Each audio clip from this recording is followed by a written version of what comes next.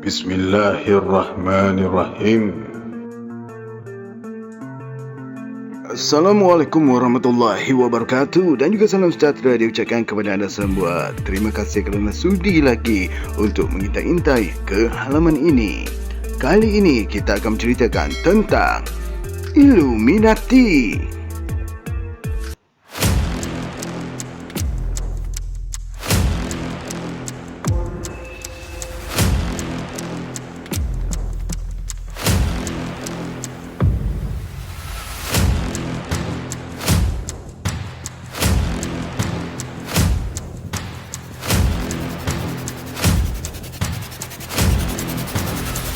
Illuminati merupakan nama yang merujuk kepada beberapa kumpulan.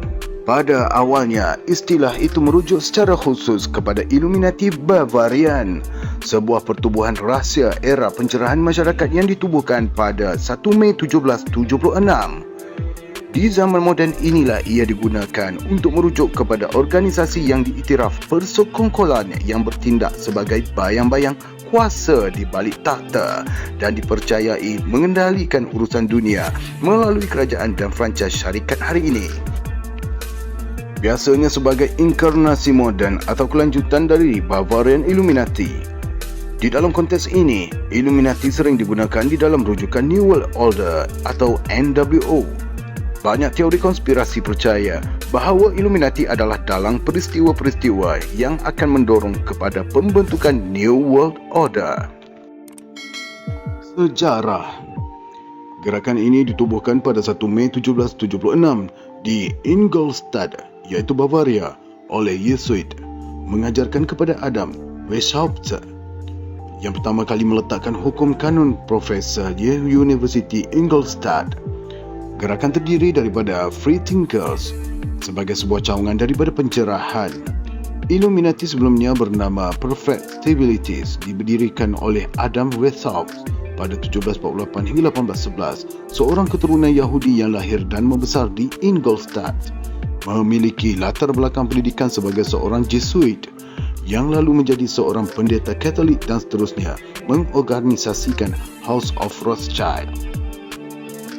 Pada perkembangan selanjutnya, ia beserta organisasi yang dipimpinnya memiliki pandangan-pandangan yang menyimpang, iaitu bid'ah dari ajaran rasmi Gereja Katolik, sehinggakan ia diekskomunikasikan, iaitu dilarang mengajarkan oleh gereja dan dikeluarkan dari kelompok gereja Kristiani.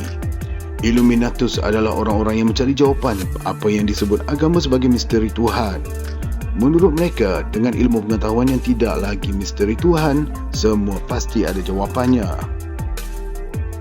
Di dalam novel Angels and Demons karya Dan Brown, salah seorang ahli Illuminati yang terkenal adalah Galileo Galilei, seorang ahli antropologi yang terpaksa harus dihukum seumur hidup oleh gereja akibat membuat pernyataan bahawa pusat alam semesta bukanlah bumi namun di matahari. Pernyataan tersebut dianggap menyinggung gereja kerana secara tidak langsung menyatakan bahawa Tuhan dengan sengaja menempatkan pusat kehidupan di planet lain. Sejak saat itu, ahli Illuminati diburu oleh para kaum gereja. Mereka diburu dan diberi stem salib di dada mereka, baru kemudian dibunuh.